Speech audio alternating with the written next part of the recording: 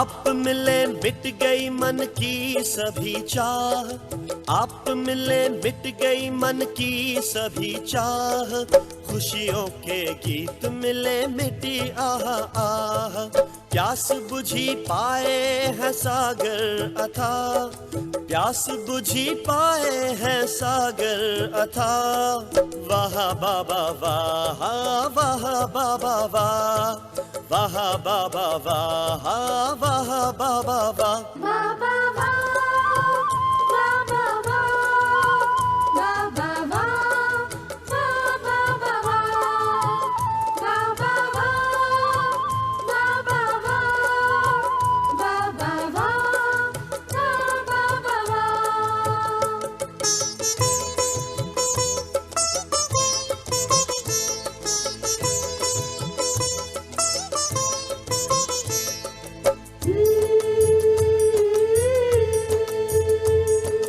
हो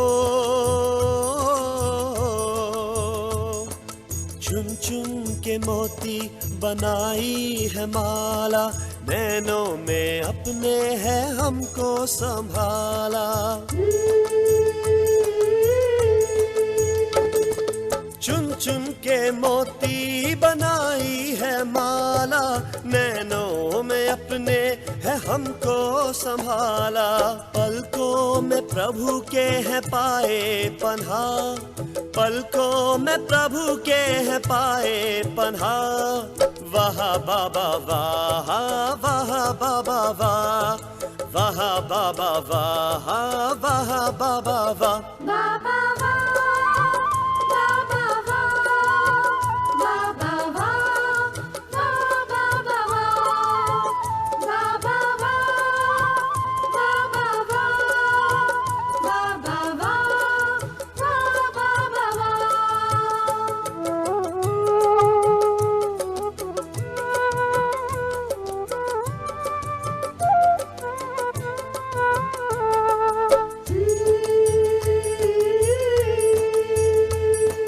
हो निर्बल को आकर के शक्ति बनाया, निर्धन को तख्त और ताज दिलाया,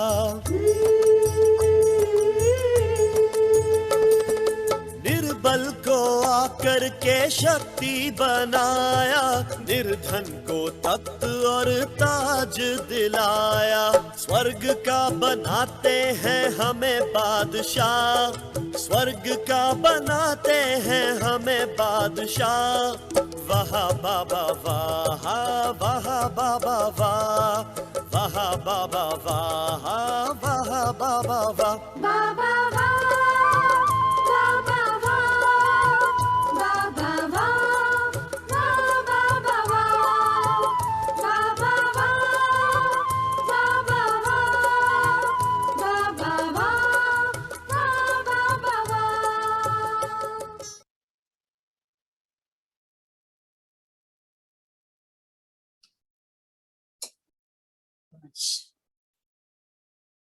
अव्यक्त बाप दादा के महावाक्य रिवाइज डेट है 27/12/87। ये विशेष बाबा के महावाक्य हमें अपना ही साक्षात्कार, हमें अपने आप को ही देखने का एक बहुत सुंदर मौका है। जो हम सभी बाबा के बच्चे हैं, बाबा के बनने के बाद हर एक यही कहता है कि मैंने बाबा को जाना पहचाना, मेरा बाबा पर पूरा निश्चय भी है। तो आज बाबा विशेष उस निश्चय बुद्धि बच्चों के लिए खास निशानियां सुना रहे हैं। तो एक एक निशानी सुनते जाना है और अपने आप में टिक मार्क करते जाना है कि ये विशेषता मेरे में है, वरना हम कितने परसेंटेज में वो विशेषता अपने में दिखाई देती है, अनुभव करते हैं नेचुरल रूप से हमारे जीवन में, तो उसके अनुसार हमारा निश्चय बुद्धि का हम हिसाब भी निकाल सकते हैं। तो आज नोट करते हुए ये मुरली सुननी है। आज की मुरली का टाइटल ही है निश्चय बुद्धि विजयी रत्नों की निशानियां। आज बाप दादा अपने चारों ओर के निश्चय बुद्धि विजयी बच्चों को देख रहे हैं। हर एक बच्चे के निश्चय की निशानियां देख रहे हैं। निश्चय की विशेष निशानियां, पहली, जैसा निश्चय वैसा कर्म। वाणी में हर समय चेहरे पर रूहानी नशा दिखाई देगा। दूसरा, हर कर्म संकल्प में विजय सहज प्रत्यक्ष फल के रूप में अनुभव होंगे। मेहनत के रूप में नहीं, लेकिन प्रत्यक्ष फल व अधिकार के रूप में विजय अनुभव होंगे। ये अपने आप में देखना है। तो पहली बात जो बाबा ने सुनाई कि जैसा निश्चय वैसा कर्म, वाणी में हर समय चेहरे पर रूहानी नशा दिखाई देगा। जैसे इसके लिए हम देख रहे हैं, हिस्ट्री में सुनते हैं बाबा की, जैसे बाबा को निश्चय था शिव बाबा के ऊपर, तो बाबा के कर्म कितने ऊंचे रहे और उन कर्मों के आधार से आज तक भी हम बच्चे उसको देख रहे, फॉलो कर रहे हैं। बाबा की वाणी वरदानी रही। जो भी बोल ब्रह्मा बाप ने बच्चों के प्रति बोले थे, आज हर एक बच्चा उस बोलों को अपने जीवन के अंदर वरदान के रूप में यूज कर रहा है। तो ऐसी दादियों के निश्चय को देखा कि कैसे उन्होंने विश्व भर में बाबा को प्रत्यक्ष करने के लिए या बाबा की सेवाओं को वृद्धि कराने के लिए कैसे उस निश्चय का आधार बना। शुरू में तो कोई और साधन नहीं थे, सिर्फ उनके निश्चय की जो आस्था थी, जो निश्चय की स्थिति थी, उसके आधार से जहां बाबा ने कहा वहां जाकर के उन्होंने वहां पर बाबा के नए नए सेवा स्थान तैयार किए। तो ये एक निश्चय था। ये कोई भी दादियों ने ये नहीं संकल्प किया कि बाबा हमको अकेले को भेज रहा है, वहां पर कोई को भी हम जानते नहीं है या वहां की भाषा को हम जानते नहीं है, फिर हम वहां जाकर के क्या सेवा करेंगे, कैसे करेंगे। तो निश्चय था बाबा के साथ का कि करावनहार बाबा है, करा लेगा। बस जी हाँ कह करके जैसे निश्चय के आधार से सेवा के मैदान में भी आ गए। तो ऐसे हर कदम में देखने में आता है कि निश्चय जैसा होता है वैसा कर्म और वाणी उनके चेहरे से दिखाई देता है।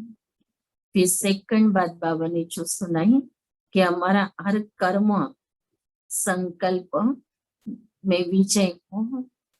जैसे हमने संकल्प किया कि मुझे निर्विकारी स्थिति को अपनाना है, मुझे अपने कर्मों को वैसे श्रेष्ठ कर्मों में परिवर्तन करना है, तो उसमें विजय कितनी है, सफलता कितनी है। नहीं तो हम संकल्प ही करते रहते हैं और संकल्प कई वर्षों तक ऐसा ही रहता है। सिर्फ संकल्पों के रूप में रहा, लेकिन कर्मों में नहीं आ सका या सफलता के रूप में नहीं हो पाया। तो इसके लिए भी बाबा कहते बच्चे निश्चय को चेक करो।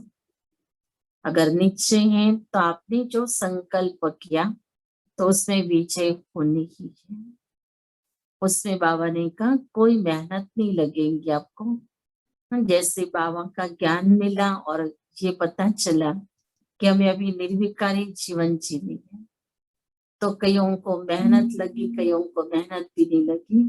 तो जिसको निश्चय था कि भगवानोवाच्य, भगवान ने आज्ञा दी है, भगवान की श्रीमत है, तो उस पर ऐसे चले जैसे कि उनका वो नेचुरल संस्कार था, नेचुरल गुण थे। तो बाबा कहते बच्चों उसमें मेहनत नहीं लगती, मना आप निश्चय बुद्धि हो। तीसरी बात बाबा ने कहा, अपने श्रेष्ठ भाग्य, श्रेष्ठ जीवन व बाप और परिवार के संबंध संपर्क द्वारा 1% भी संशय मात्र भी नहीं, 1% भी संशय संकल्प मात्र भी नहीं होगा। अपने भाग्य के प्रति, श्रेष्ठ जीवन के प्रति, बाप और परिवार के संबंध संपर्क में जब भी बाबा कहती ये सब बातों में अपने आप को चेक करना कि कभी 1% का भी संशय वाला संकल्प आया, अपने भाग्य के बारे में कभी ये संशय आया कि पता नहीं हम देवता बनेंगे या नहीं बनेंगे, इतना मेरा भाग्य है या नहीं है। लेकिन नहीं, शिव बाबा ने मुझे अपना वारिस बनाया है, शिव बाबा ने मुझे लक्ष्य दिया है, तो मैं आत्मा उस श्रेष्ठ लक्ष्य तक पहुंची जाएगी, वो मेरा भाग्य है। तो बाबा कहते अपनी श्रेष्ठ जीवन, ये जो शिव बाबा ने संगम युग पर दी, इसमें भी हम बच्चे सदैव एक रस रहेंगे। अगर निश्चय बुद्धि है तो कोई प्रकार का संशय, बाबा कहते संकल्प का हिस्सा बाबा चेक करवा रहे हैं। चौथी बात, क्वेश्चन मार्क समाप्त। हर बात में बिंदु लगाने वाले होंगे। बाबा कहते क्वेश्चन मार्क समाप्त।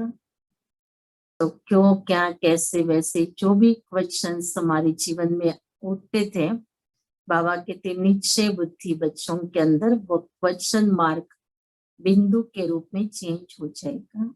बिंदु माना फुल स्टॉप, और खुद बिंदु बन करके बिंदु लगाने वाले बन जाएंगे।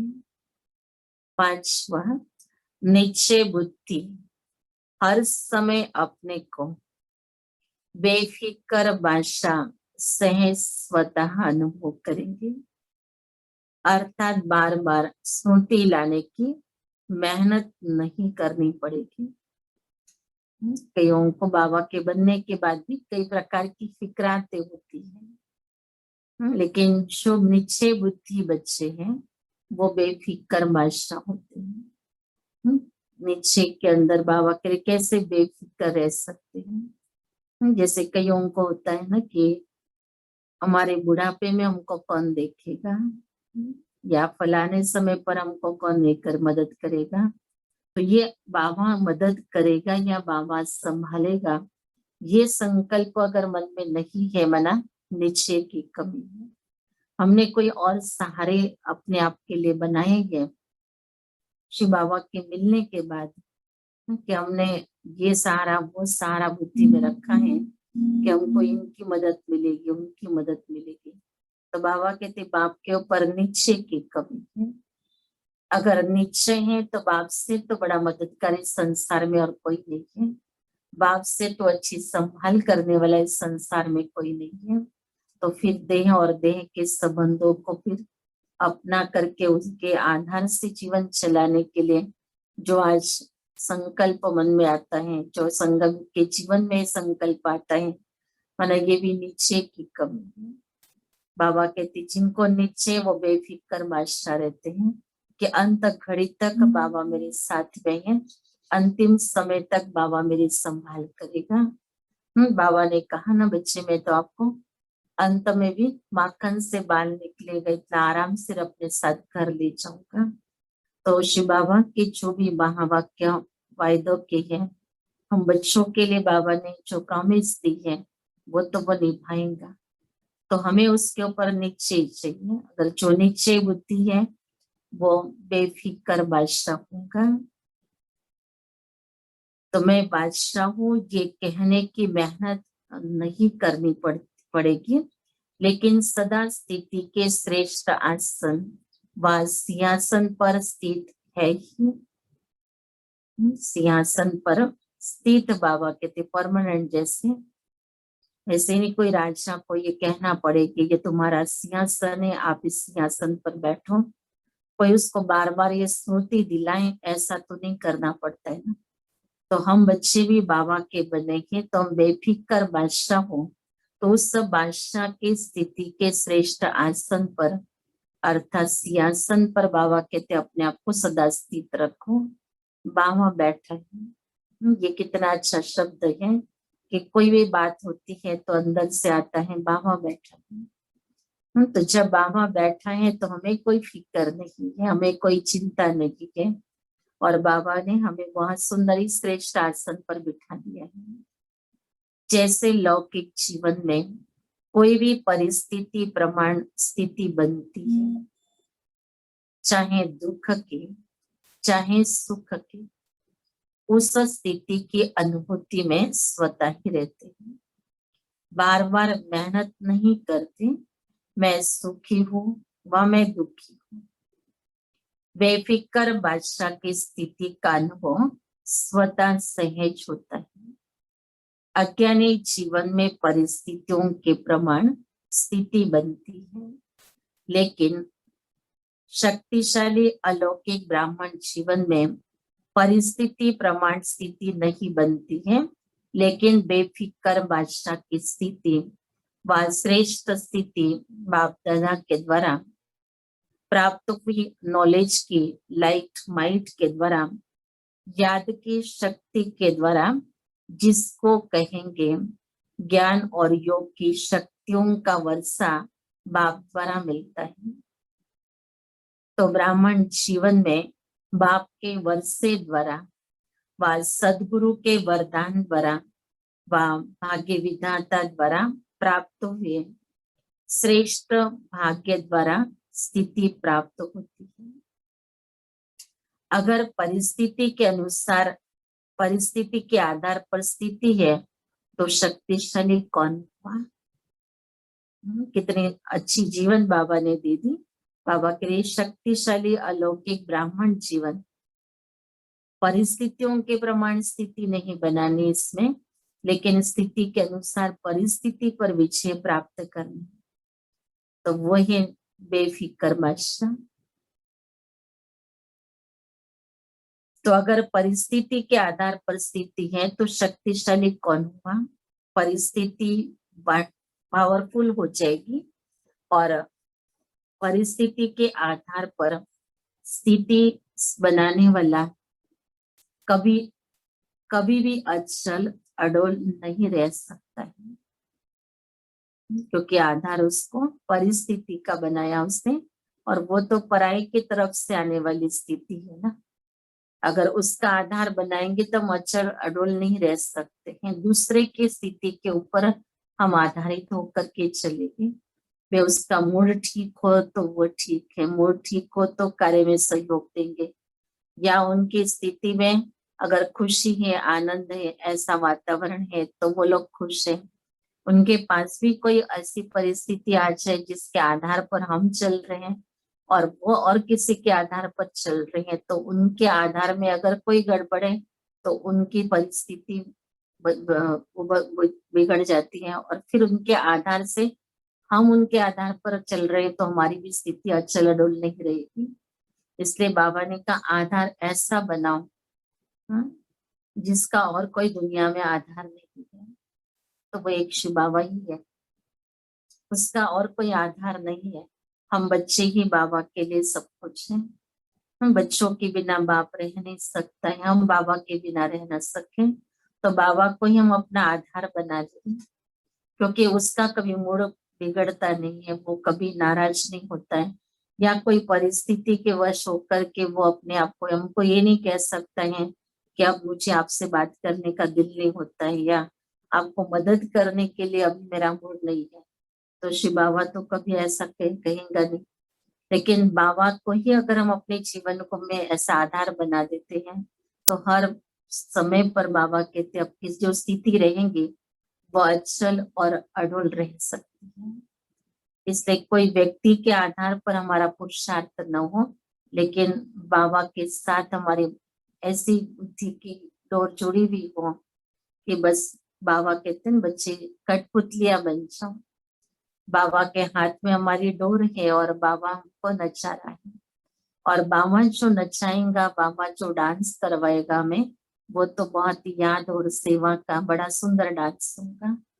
कभी याद में डांस करवाएगा, कभी सेवा के डांस करवाएगा, तो हम अतीन्द्रिय सुख का अंदर अनुभव करते रहेंगे, बाबा की याद में बेहद सुखों का अनुभव करते रहेंगे। तो क्यों न हम अपनी डोर बाबा के हाथ में पकड़ा दें, और किसी को हमें आधार बनाना नहीं है। तो ये भी बाबा हम बच्चों को अचल अड़ोल स्थिति के लिए निश्चय के आधार पर अपनी चेकिंग करें कि मुझे बाबा पर कितना निश्चय है कि बाबा ही मुझे मदद देने वाला है या बाबा ही मेरे लिए आधार है। जैसे अज्ञानी जीवन में अभी भी देखो बहुत खुशी में नाच रहे हैं और अभी अभी उल्टे सोए हुए हैं। तो अलौकिक जीवन में ऐसी हलचल वाली स्थिति नहीं होती है।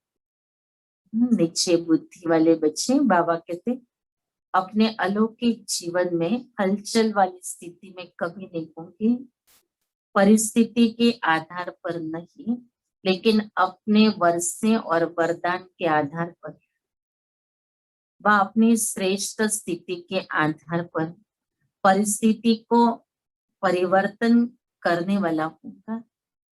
तो निश्चय बुद्धि इस कारण सदा बेफिक्र बादशाह, क्योंकि फिक्र होता है कोई अप्राप्ति व कमी होने के कारण। अगर सर्व प्राप्ति स्वरूप है, मास्टर सर्वशक्तिवान है, तो फिक्र किस बात का रहा। बाबा कहते फिक्र करने वाली कोई बात ही नहीं अभी, क्योंकि बाबा ने हम बच्चों को संगमयुगी जीवन के अंदर इतनी प्राप्तियां करा दी हैं कि जिन प्राप्तियों के आधार से हम अपने जीवन को चलाएंगे तो कोई फिक्र नहीं है। क्योंकि जैसे बाबा को अपने कार्य को संपन्न करने के लिए, जैसे अभी वर्तमान समय के अनुसार बाबा को ऐसे बच्चे चाहिए जो बहुत योग युक्त हो, जो अपनी शांति की शक्ति के आधार से विश्व में शांति की लहरें फैलाए। तो ये समय की आवश्यकता है। क्या हम अपने आप में इतने योग्य हैं जो हम अपने आप के द्वारा इस संसार में वो शांति के प्रकंपन फैला रहे हैं, या हम ही अपने आप में अभी तक अशांत हैं। अपनी आत्मा को इतना परमात्मा प्राप्तियों से भरपूर रखो, क्योंकि शांति का अगर हमें सहयोग देना भी है तो अंदर में आत्मा सर्व प्राप्तियों से भरपूर हो तो शांत रहेगी। अगर नहीं तो फिर वो भटकती रहेंगी कि वो कहेंगे मुझे कहीं से प्रेम मिले, कहीं से प्यार मिले, कहीं से सुख मिले, कहीं से आनंद मिले।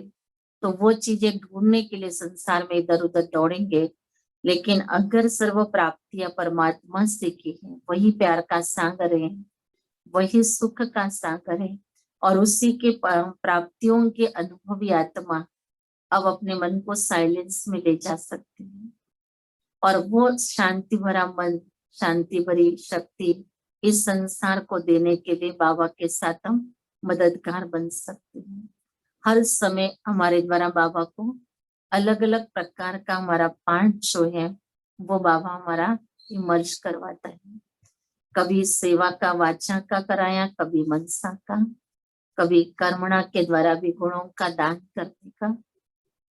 तो बस हम अपने आप को ऐसा ही तैयार रखें कि बस मैं ईश्वर के काम में आ जाऊं। बस अगर उसके काम में नहीं आ गए तो हम कोई के भी काम के लिए संसार में, बस बाबा के काम में आ जाऊं, मुझे ऐसा रहना है, बस मुझे ऐसा बनना है। तो यही पुरुषार्थ अगर हम करेंगे तो फिर बाकी कोई फिक्र नहीं है।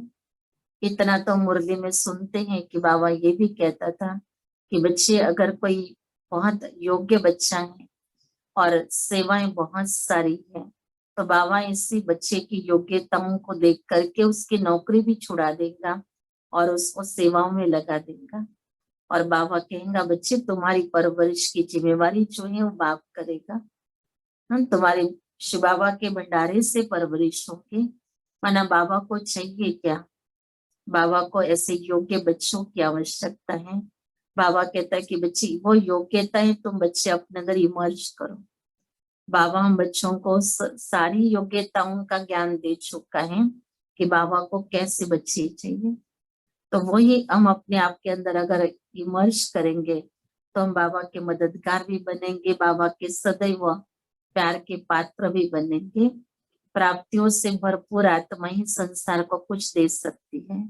तो जिसको निश्चय है बाबा के ऊपर, बाबा ने कहा वही बच्चे अपने आप के अंदर प्राप्तियों का संपन्न स्वरूप अनुभव करेंगे। कहीं उनकी निगाहें कहीं जाएगी नहीं कि कहीं से मुझे कुछ मिले, देहधारियों से क्या मिलने वाला है, ये तो आत्मा अनुभवी बन गई है। लेकिन फिर भी मायावी दुनिया का आकर्षण इतना है जो मन और बुद्धि को अपने तरफ खींच लेती है, कई अल्पकाल की प्राप्ति के लिए। अल्पकाल का किसी ने प्यार किया, अल्पकाल के लिए किसी ने कोई सुख दिया, वहां बुद्धि दौड़ गई। लेकिन बाबा कहते बच्चे वो तो क्षण भंगुर है, थोड़े समय के लिए है। बाबा तुमको अविनाशी प्राप्तियां दे रहा है, और उस अविनाशी प्राप्तियों की स्मृति में अगर हम सदैव अपने आप को रखते हैं तो हम बच्चे सदैव अपने आप को बाप के कार्य में मददगार बना सकते हैं। और ऐसे बच्चों की जिम्मेवारी स्वयं बाप ले लेगा तो उनको फिक्र किस बात की है। बस फिक्र इतनी रखनी है कि मैं बाबा के कार्य के लिए काम में आ जाऊं। बस बाबा का बच्चा बना है तो बाबा के लिए ऐसा कार्य के लिए योग्य बच्चा बन जाऊं। तो बाबा कहते बस और कोई तुमको फिक्र करने की आवश्यकता नहीं है, बाकी सारा बोझ जो है वो शिव बाबा उठाने के लिए तैयार है। 6वीं पॉइंट है निश्चय बुद्धि, अर्थात सदा बाप पर बलिहार जाने वाली। बलिहार अर्थात सर्वंश समर्पित, सर्ववंश सहित समर्पित, चाहे देह भान में लाने वाले विकारों का वंश, चाहे देह के संबंध का वंश, चाहे देह के विनाशी पदार्थों की इच्छाओं का वंश, सर्ववंश में ये सब आ जाता है। सर्वंश समर्पित व सर्वंश त्यागी एक ही बात है। कैसे समर्पित बच्चे बाबा को चाहिए? बाबा कहते सर्ववंश सहित समर्पित। कैसे नहीं कि हमने तन को समर्पित कर दिया, धन को समर्पित कर दिया, लेकिन बाबा को चाहिए सर्ववंश सहित समर्पित। तो समर्पित बाबा ने कहा ये नहीं है कि सिर्फ यज्ञ में रह रहे तो समर्पित है, लेकिन जो जहां भी अपना पार्ट प्ले कर रहा है वो वहां पर अपने आप को ऐसे समर्पित स्थिति में रख सकते हो और बाप के आगे बलिहार होकर के जी सकते हैं। तो बाबा कहते बच्चे कैसे तुमको समर्पित होना है। तो वो बातें बाबा ने आज क्लियर कर दी कि चाहे देह भान में लाने वाले विकारों का वंश हो, चाहे देह के संबंधक का वंश हो, चाहे देह के विनाशी पदार्थों की इच्छाओं का वंश हो, ऐसे सर्व वंश बाबा कहते बच्चे अब इसका भी त्याग करना है। समर्पित होना इसको नहीं कहा जाता है कि मधुबन में बैठ के व सेवा केंद्रों पर बैठ गए। ये भी एक सीढ़ी है जो सेवार्थ अपने को अर्पण करते हैं, लेकिन सर्वंश अर्पित ये सीढ़ी की मंजिल है। बाबा कहते बच्चे ये सीढ़ी की मंजिल है और वो एक स्टेप है कि चलो हम मधुबन में समर्पित होकर बैठे या सेंटर पर समर्पित होकर बैठे। बाबा कहते वो एक सीढ़ी है, लेकिन ऐसा समर्पण तो सब बाबा के बच्चों को करना है जिसमें बाबा कहते बच्चे सर्वंश अर्पित हो जाए। और ऐसे समर्पित बच्चे बाबा को चाहिए और वो बाबा कहते बच्चे इस सीढ़ी की मंजिल है। एक सीढ़ी चढ़ गए, लेकिन मंजिल पर पहुंचने वाले निश्चय बुद्धि की निशानी के तीनों ही वंश सहित अर्पित, तीनों ही बातें स्पष्ट जान गए। वंश तब समाप्त होता है जब स्वप्न व संकल्प में भी अंश मात्र नहीं है। बाबा कितनी गुह्य बातें हम बच्चों को बता रहे हैं कि ऐसे अपने आप को समर्पित कराओ, और जब ऐसे समर्पित कराएंगे जब स्वप्न और संकल्प में भी अंश मात्र भी वो बातें नहीं होंगी तो कहेंगे कि हम समर्पित हैं। अगर अंश है वंश पैदा हो ही जाएगा। बाबा कहते अंश है तो वंश पैदा हो ही जाएगा। इसलिए सर्वंश त्यागी की परिभाषा अति प्रिय है, ये भी कभी सुनाएंगे।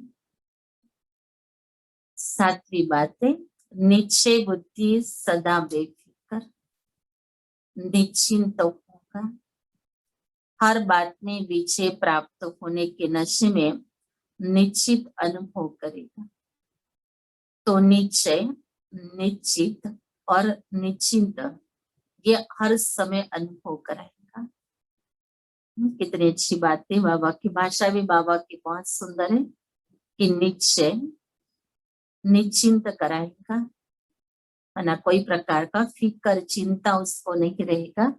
बाबा कहते निश्चिंत एकदम आरामदायक स्थिति रहेंगी और निश्चिंत रहेंगे। तो बाबा कहते तीनों भी अनुभव करेंगे अपने आप के अंदर। तो आठवीं बात है, वो सदा स्वयं भी नशे में रहेंगे और उनके नशे को देख दूसरों को भी ये रूहानी नशा अनुभव होगा। औरों को भी रूहानी नशे में बाप की मदद से स्वयं की स्थिति से अनुभव कराएगा। जिनको ये निश्चय है ना कि हम ही भविष्य में ऐसे बनने वाले हैं और निश्चित है, माना भावी पक्की है, हमारे सिवा और कोई बनने वाला नहीं है, हम ही वो पाठधारी हैं श्रेष्ठ।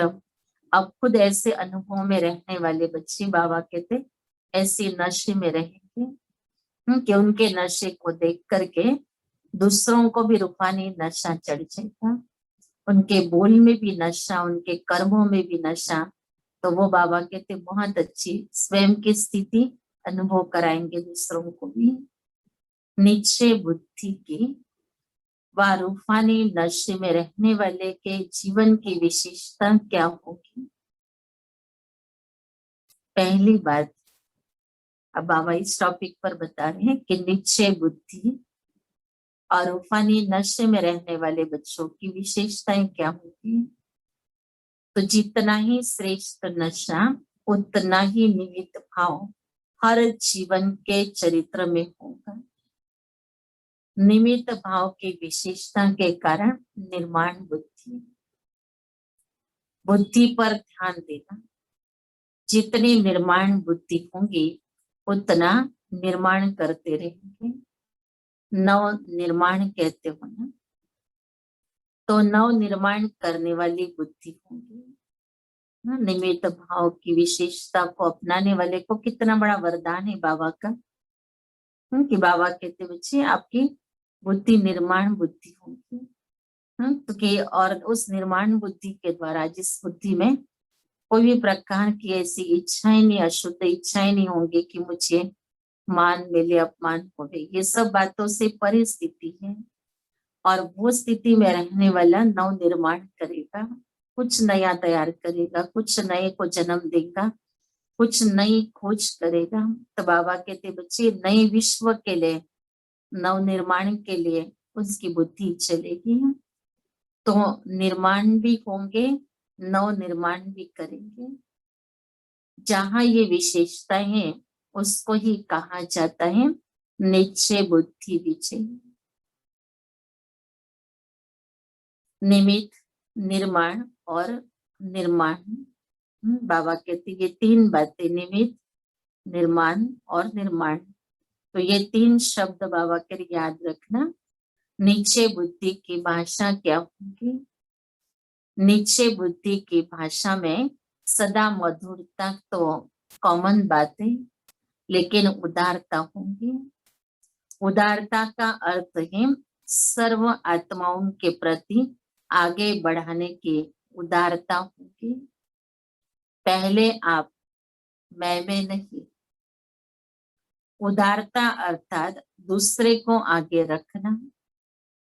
जैसे ब्रह्मा बाप ने सदैव पहले जगदम्बा व बच्चों को रखा, मेरे से भी तीखे जगदम्बा, मेरे से भी तीखे ये बच्चे, ये उदारता की भाषा है। और जहाँ उदारता है, स्वयं के प्रति आगे रहने की इच्छा नहीं है, वहां ड्रामा अनुसार स्वतः ही मनिश्चित फल प्राप्त हो ही जाता है। बहुत बड़ा गुह्य राज है इस स्थिति में भी, क्योंकि अगर हम दूसरे को आगे रखते हैं तो वो हमको दुआएं देता जाता है। और उनके दिल की जो वाहवा निकलती है, जो दिल की जो भावनाएं निकलती है, वो हमको आगे बढ़ाती है। और किसी को अगर हम पीछे खींच करके खुद आगे जाने का पुरुषार्थ करते हैं तो उनकी बद्दुआएं मिलती हैं, और वो बद्दुआएं हमको कभी भी आगे नहीं बढ़ने देती हैं। तो ये प्रकृति का नियम है कि आप किसी को आगे बढ़ाओ तो आपको ड्रामा अपने आप आगे बढ़ाएगा। आप पीछे रहे कि नहीं, ब्रह्मा बाप कभी पीछे थोड़ी रहा। उसका नंबर 1 जो है 1 नंबर गया थोड़ी, वो 1 में ही रहा, लेकिन उसने सबको आगे रखा। मम्मा को भी आगे किया, तो मम्मा के साथ अन्य बच्चे जो थे उन सब बच्चों को भी आगे किया। ऐसे हमने दादी को भी देखा था, बड़ी दादी को भी, कि दादी भी सब बहनों को इतना आगे रखती थी। कई बहनों को दादी खास इतना प्रोत्साहन देती थी। जब उनके भाषण दादी सुनती थी तो कहती थी, ये तो मेरे से भी बहुत अच्छा भाषण करती है। अब तो दादी को तो भाषण करने की आवश्यकता ही नहीं है, ये तो बहुत अच्छा भाषण कर रही है। अब दादी का पार्ट है आशीर्वाद देने का। तो दादी आगे की स्टेप पर अपने आप को अनुभव करती थी। और बाबा ने भी कहा कि अब ये तो देखो बच्ची, तुम्हारा यही पार्ट है, बस तुम आशीर्वाद दो, बाकी तो देखो इतने सारे बच्चे तैयार हो गए। तो जैसे दादियों ने भी उन सभी की विशेषताओं को देख करके सबको आगे बढ़ाया, तो दादी ने सभी के दिल को जीता। ब्रह्मा बाप ने भी सबके दिल को जीता।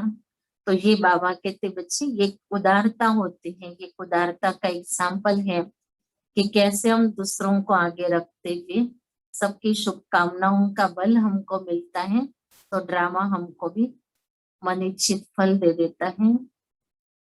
जितना स्वयं इच्छा मात्र अविद्या की स्थिति में रहते हैं, उतना बाप और परिवार अच्छा योग्य समझ उसको पहले रखते हैं।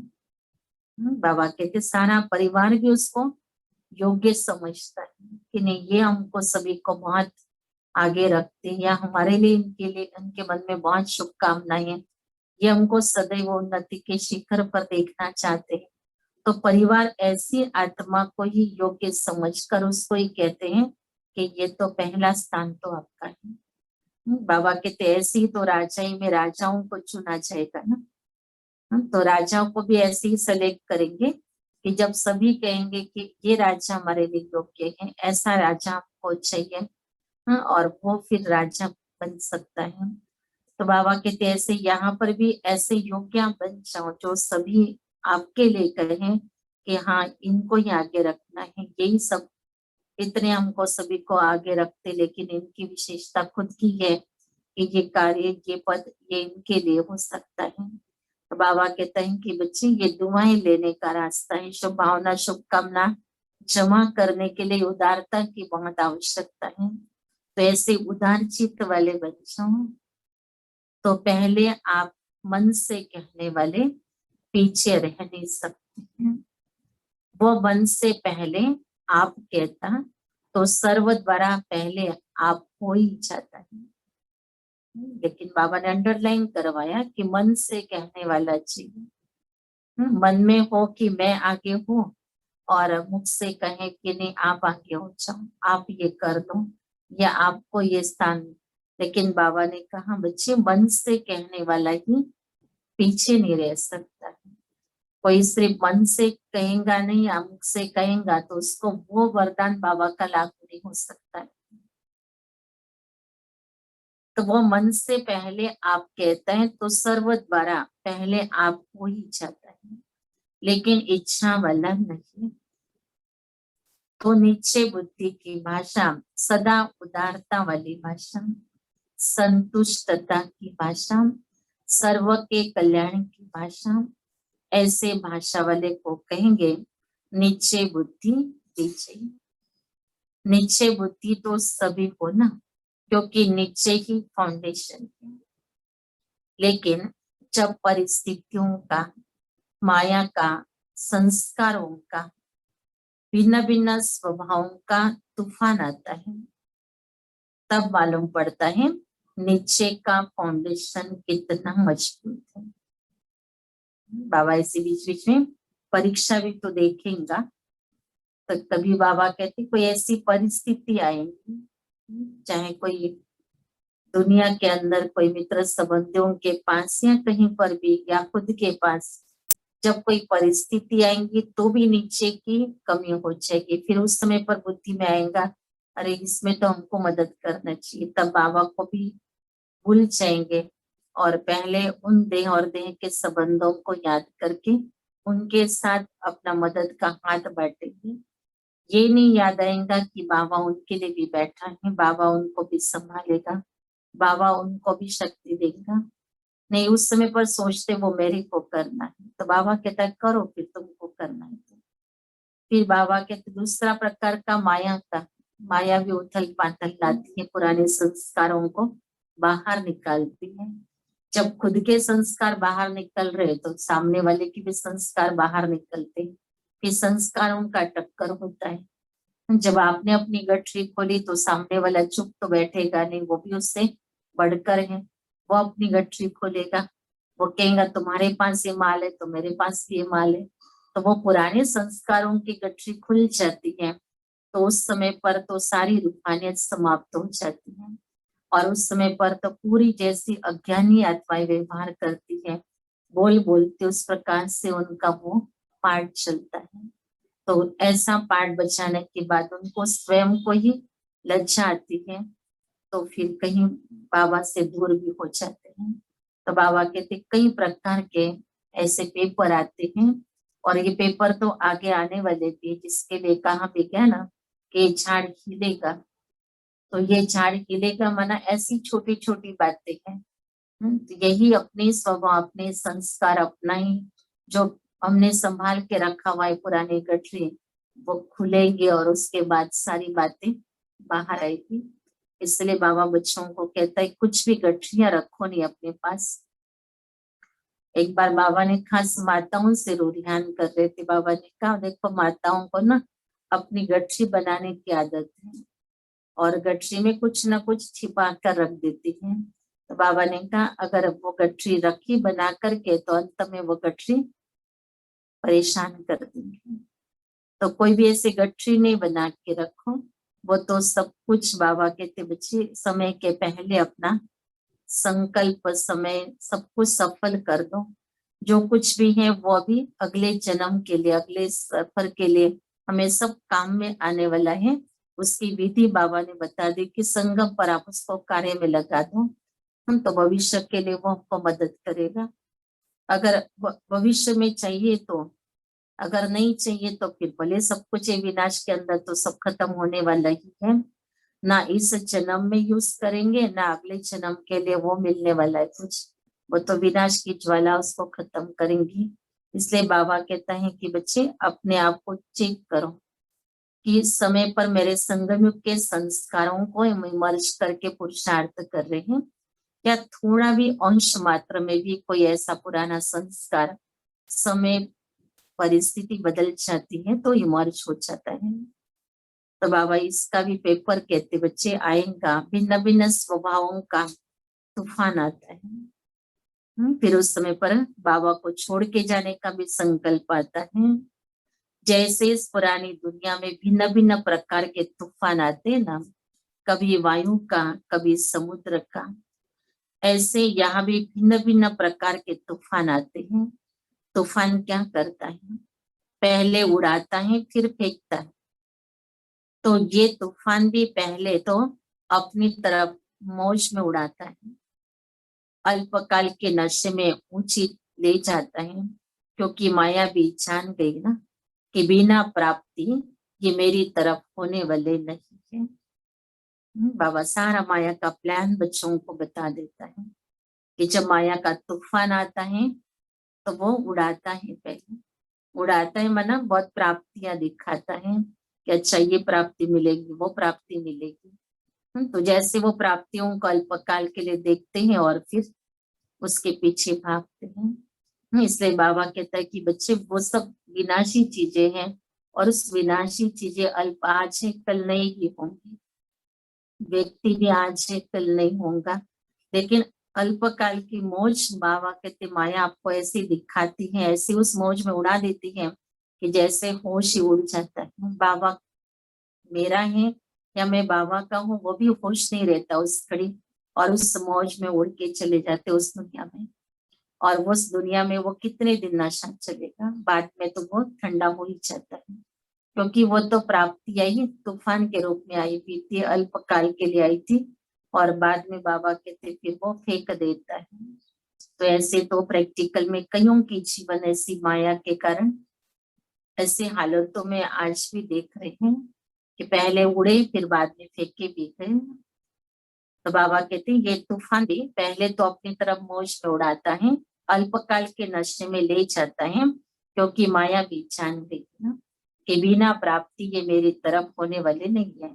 तो पहले आर्टिफिशियल प्राप्ति के ऊपर उड़ाती है, फिर नीचे गिरती कला में आती है, चतुर है ना।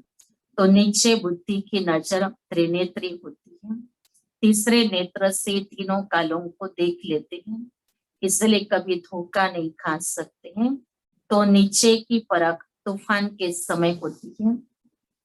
जैसे तूफान बड़े बड़े पुराने वृक्ष के फाउंडेशन को उखाड़ लेते हैं, तो ये माया के तूफान भी नीचे के फाउंडेशन को उखड़ने की कोशिश करते हैं। हम बाबा के पास आने के बाद भी बाबा कहते ये माया के तूफान आपके नीचे के फाउंडेशन को भी उखाड़ने की कोशिश करते। माना जिस समय बाबा के बने, जिस समय बाबा के ऊपर समर्पित हुए, उस समय पर जो नीचे था वो फाउंडेशन बना था, लेकिन उसी को ही माया उखाड़ लेती है। लेकिन रिजल्ट में उखड़ते कम है, हिलते ज्यादा है, हिलने से भी फाउंडेशन कच्चा हो जाता है। तो ऐसे समय पर अपने नीचे के फाउंडेशन को चेक करो। वैसे कोई से भी पूछेंगे नीचे पक्का है तो क्या कहेंगे, बहुत अच्छा भाषण करेंगे, अच्छा भी है नीचे में रहना, लेकिन समय पर अगर नीचे हिलता भी है तो नीचे का हिलना अर्थात जन्म जन्म की प्रारब्ध से हिलना है। इसलिए तूफान के समय चेक करो, कोई हद का मान शान न दे, वह व्यर्थ संकल्पों के रूप में माया का तूफान आए तो जो चाहना रखते हो वो चाहना अर्थात इच्छा पूर्ण न हो। ऐसे टाइम पर जो निश्चय है कि मैं समर्थ बाप की समर्थ आत्मा हूँ वो याद रहता है, वह व्यर्थ समर्थ के ऊपर विजय हो जाता है। बाबा कहते ये बहुत बड़ी परीक्षाओं का टाइम होगा ऐसा, और जब आत्माएं अपने आप को अपनी चाहनाओं में बांध लेती है और बस उसकी चाहना पूरी नहीं हुई की स्थिति अपसेट हो गई, उसकी इच्छा किसी ने नहीं पूरी की तो अपसेट हो गए, या कहना नहीं माना तो अपसेट हो गए।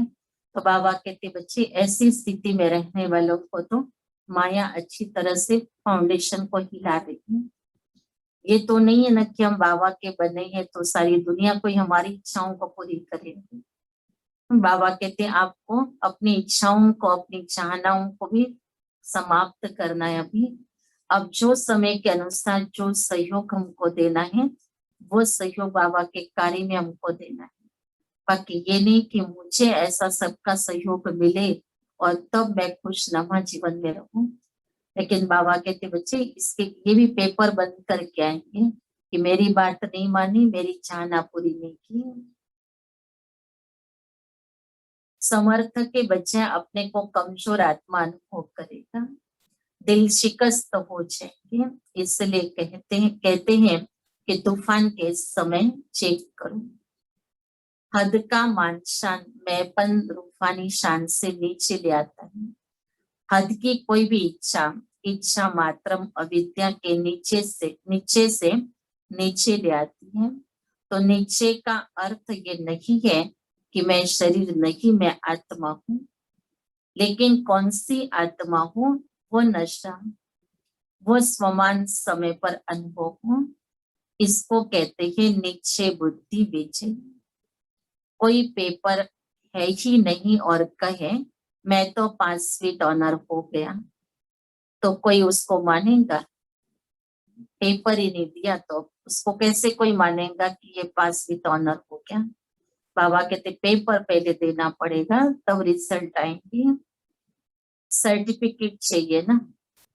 कितना भी कोई पास हो जाए, डिग्री ले ले, लेकिन जब तक सर्टिफिकेट नहीं मिलता है तो वैल्यू नहीं होती है। पेपर के समय पर पेपर दे, पास हो, सर्टिफिकेट ले बाप से, परिवार से, तब उसको कहेंगे निश्चय बुद्धि विजय।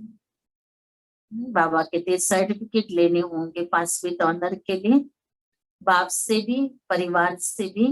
जब बाबा कहते सर्टिफिकेट मिलेगा, अपने आप का सर्टिफिकेट तो जैसा भी चाहिए बना सकते हैं, ना पसंद हो तो भी पसंद वाला बना लेंगे, लेकिन बाबा कहते बच्चे बाप से और परिवार से भी तो आपको सर्टिफिकेट लेना है, समझा? तो फाउंडेशन को भी चेक करते रहो। निश्चय बुद्धि की विशेषता सुनी, जैसा समय वैसे रूहानी नशा जीवन में दिखाई दे। सिर्फ अपना मन खुश न हो लेकिन लोग भी खुश हो, सभी अनुभव करें कि हाँ ये नशे में रहने वाली आत्माएं, सिर्फ मन पसंद नहीं लेकिन लोग पसंद, बाप पसंद, इसको कहते हैं विजय। अच्छा, सर्व निश्चय बुद्धि विजय रत्नों को, सर्व निश्चिंत बेफिक्र बच्चों को, सर्व निश्चित विजय के नशे में रहने वाले रूहानी आत्माओं को, सर्व तूफानों को पार कर तोहफा अनुभव करने वाले विशेष आत्माओं को, सदा अचल अड़ोल एक स्थिति में स्थित रहने वाले निश्चय बुद्धि बच्चों को बाप दादा का याद प्यार और नमस्ते। बच्चों की भी बाप दादा को याद प्यार और नमस्ते।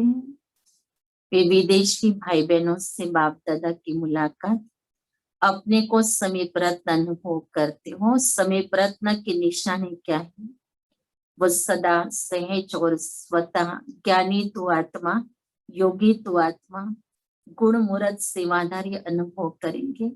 समीप रत्न के हर कदम में ये 4 ही विशेषताएं सहज अनुभव होंगी, एक भी कम नहीं होंगी। ज्ञान में कम हो, योग में तेज हो या दिव्य गुणों की धारणा में कमजोर हो, वह सब में सदा ही सहज अनुभव करेगा। समीप रत्न किसी भी बात में मेहनत नहीं अनुभव करेंगे लेकिन सहज सफलता अनुभव करेंगे, क्योंकि बाप दादा बच्चों को संगमयुग पर मेहनत से ही छुड़ाते हैं। 63 जन्म मेहनत की है ना, चाहे शरीर की मेहनत की, चाहे मन की मेहनत की। बाप को प्राप्त करने के लिए भिन्न भिन्न साधन अपनाते रहे, तो ये मन की मेहनत की। और धन की भी देखो, जो सर्विस करते हो, जिसको बाप दादा नौकरी कहते हो, उसमें भी देखो कितनी मेहनत करते हैं, उसमें भी तो मेहनत लगती ना। और अभी आधा कल्प के लिए ये नौकरी नहीं करेंगे, इससे भी छूट जाएंगे। न लौकिक नौकरी करेंगे न भक्ति करेंगे, दोनों से मुक्ति मिल जाएंगी।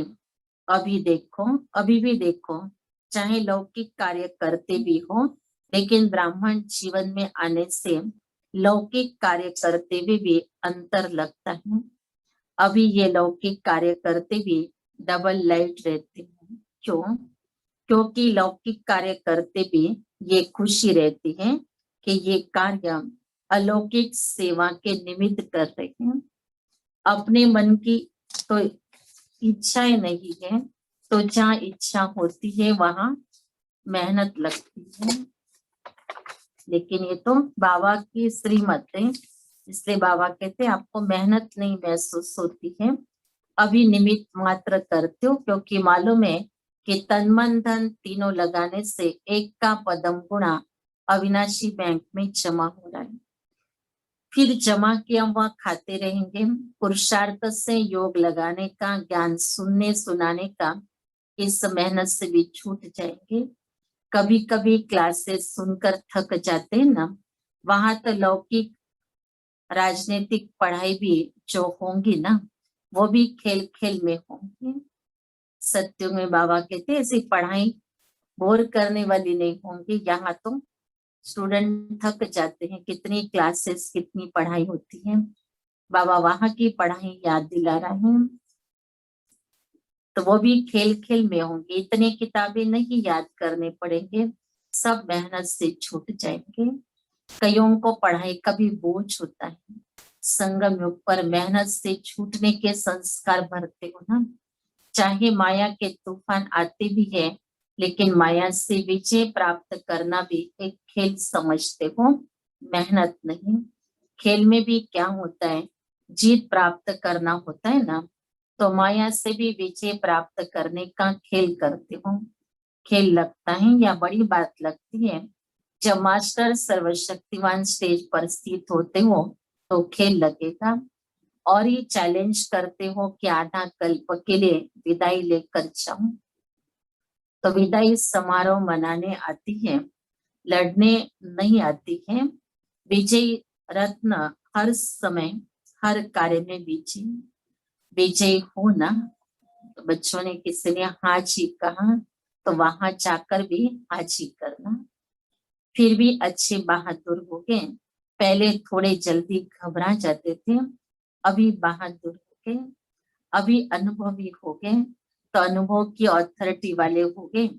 परखने की भी शक्ति आ गई, इसलिए घबराते नहीं।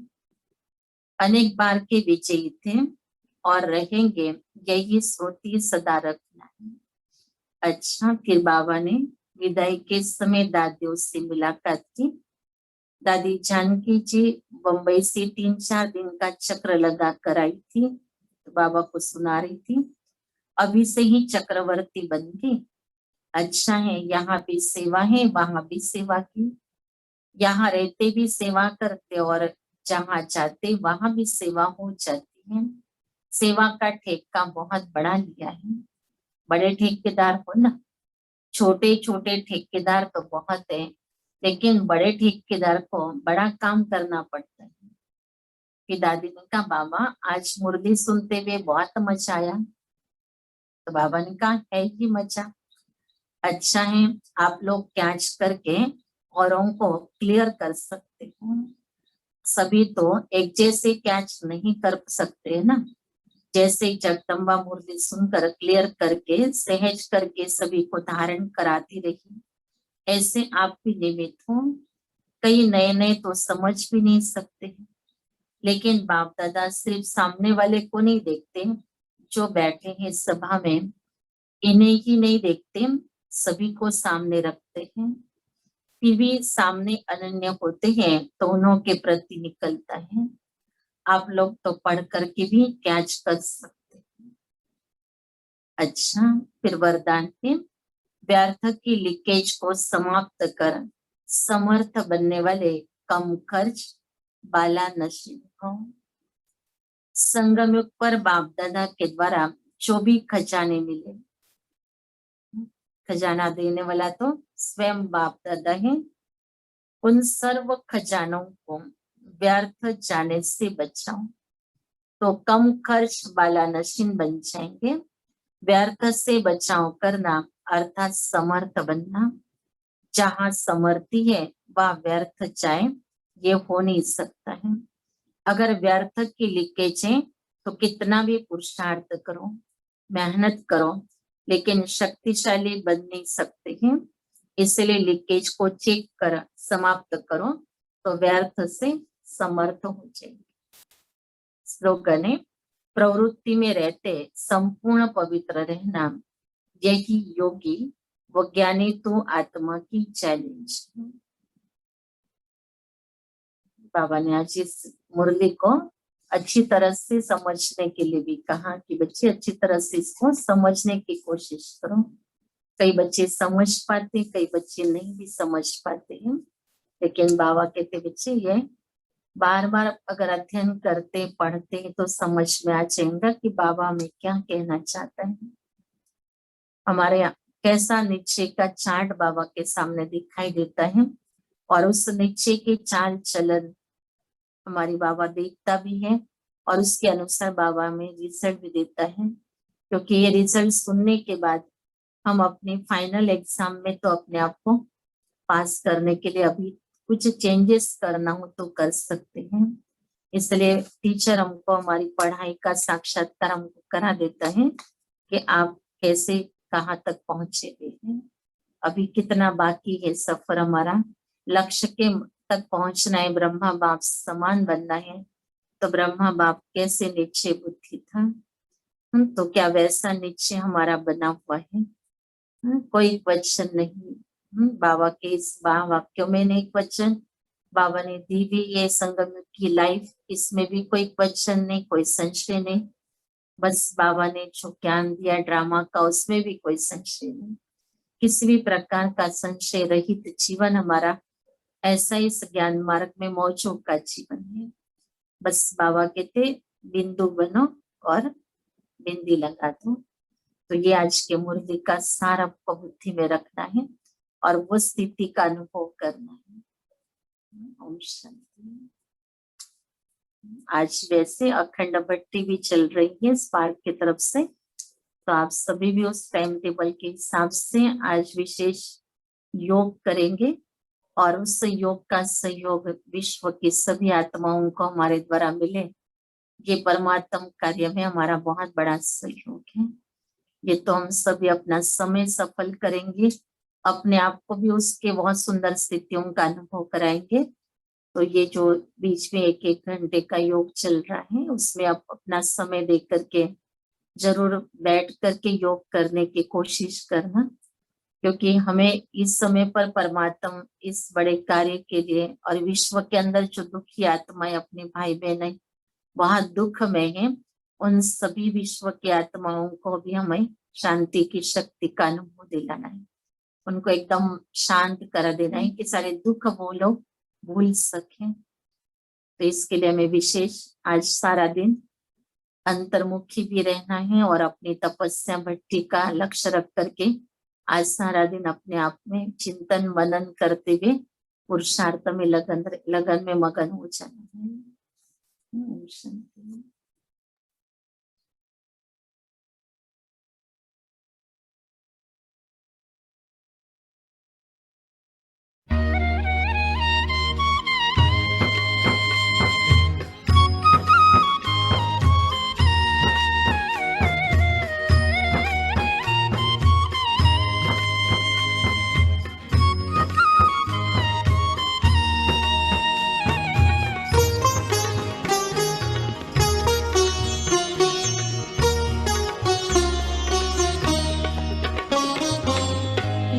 करे दुनिया तेरा साथ ना छोड़ेंगे, तेरा साथ ना छोड़ेंगे। लाख करे दुनिया तेरा साथ न छोड़ेंगे, तेरा साथ न छोड़ेंगे। तेरा बनकर तुझसे ओ बाबा, तेरा बनकर तुझसे ओ बाबा, मुख न मोड़ेंगे, तेरा साथ न छोड़ेंगे, तेरा साथ न छोड़ेंगे।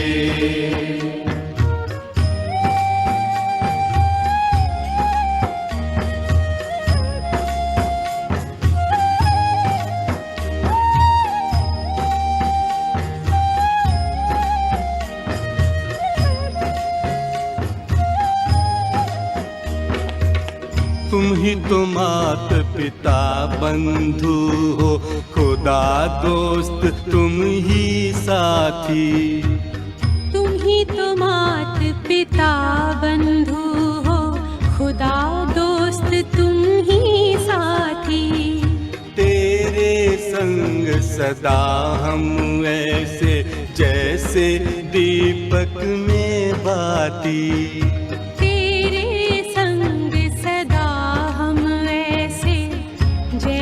दीपक में बाती। जग रूठे पर ये